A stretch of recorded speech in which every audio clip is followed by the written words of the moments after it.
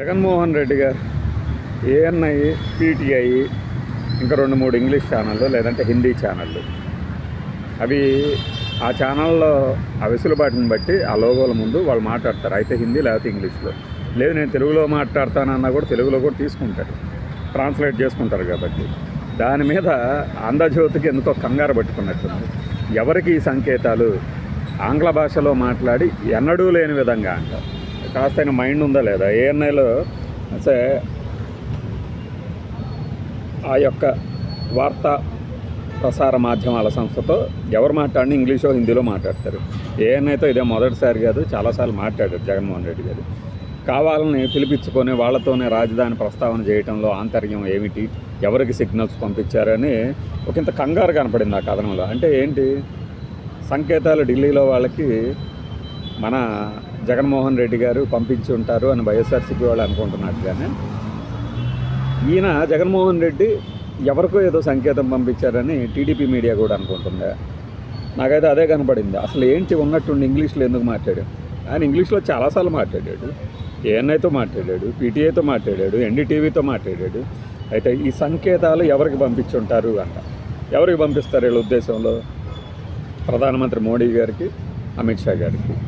అసలు నిజంగా పంపించాలనుకుంటే సంకేతాలు ఎలా పంపించాల్సిన అవసరం లేదు, దానికి వేరే మార్గాలు కూడా ఉన్నాయి. అంటే ఏంటి, ఒక మీడియా దొరికిందని ఢిల్లీ పెద్దలతో జగన్మోహన్ రెడ్డి గారికి ఒక లైన్ కానీ వేవ్ లెంత్ కానీ ఏదైనా కలిసిన సంకేతాలు వీళ్ళకి కనపడి కంగారు ఏమైనా పడుతున్నారా?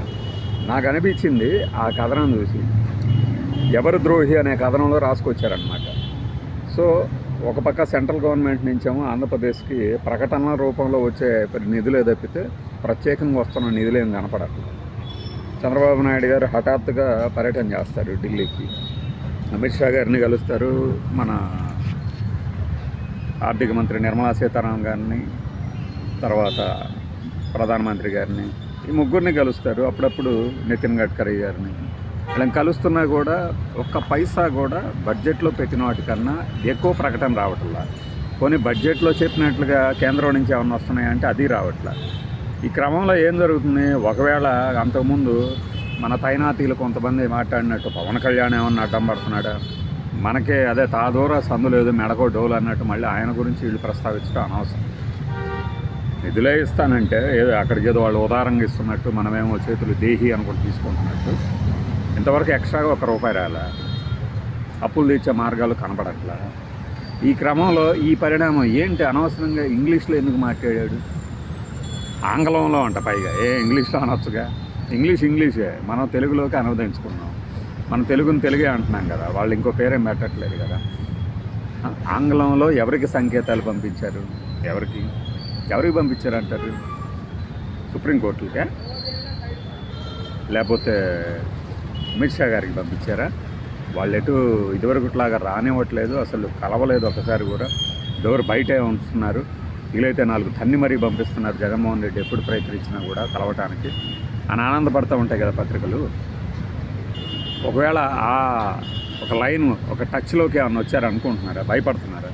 సెంట్రల్ గవర్నమెంట్లోని పెద్దలు జగన్మోహన్ రెడ్డి గారితో టచ్లోకి వచ్చారని, లేదంటే టచ్లోకి రావడానికి ప్రయత్నం అయితే అది వేరుగా ఉండేది. దేహి అంటున్నారు, నానా తప్పలో పడుతున్నారు.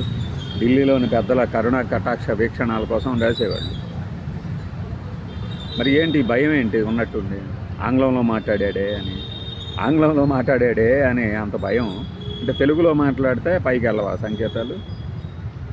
అయి ఉండొచ్చు, పోలిక కాదు. కానీ చంద్రబాబు నాయుడు గారు నిన్న అమరావతి ఆవకాయ ఫెస్టివల్లో, అసలు దానికి ఆ పేరేంటో అర్థం కాల. నాకు అమరావతి ఫెస్ట్ అని పెట్టవచ్చు కదా, ఇది సీజను కాదు. అంతకుమించి మాట్లాడండి, నేను అమరావతి ఫెస్టివల్ అని పెట్టవచ్చు కదా. లేదు కృష్ణా పుష్కర మన ఉత్సవాలు అని చెప్పేసి మంగినపూడి బూచుల్లో కృష్ణా పూర్ణమి ఘాట్ దగ్గర కూడా జరుగుతాయి. అవి ఇవి ఒకటేనా? సరే ఏదేమైనా కానీ అందులో ఇంగ్లీష్లో ఎందుకు మాట్లాడాడు ఆయన? మరి చంద్రబాబు నాయుడు గారు క్లియర్గా తెలుగులో లాగానే అర్థమవుతుంది, కానీ ఆయన ఇంగ్లీష్లో మాట్లాడినా కూడా ఇంగ్లీష్లో ఎందుకు మాట్లాడారు అని కంగారు పడుతున్నారంటే ఏంటి అంటే, మన మెదడులో ఎన్ని వీలైతే కొంతమంది యూట్యూబర్లు మాట్లాడుతూ ఉంటారు కదా, వాడికి ఒక థాట్ కూడా రాకపోయినా సరే ఏదో తమ్మునేల్లో పెట్టేసి రానా రకాల పోగేసేసి జస్టిఫికేషన్ ఉండదు, నా పాడే ఉండదు, ఊరక ఆ తమ్మునేలు మాత్రం పెడతారు.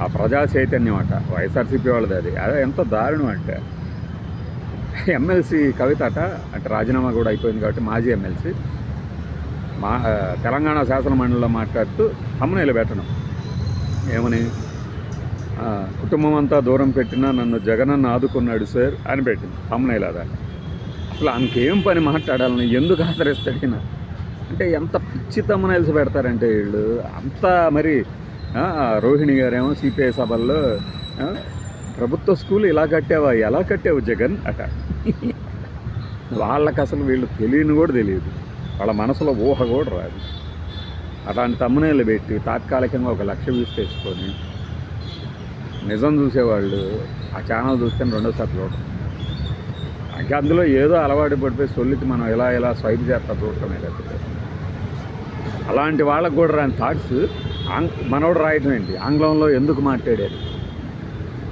కారణం కనిపెట్టు ఈ 6.5 టవల వ్యాసంలో వారాంతంలో పలుకేసి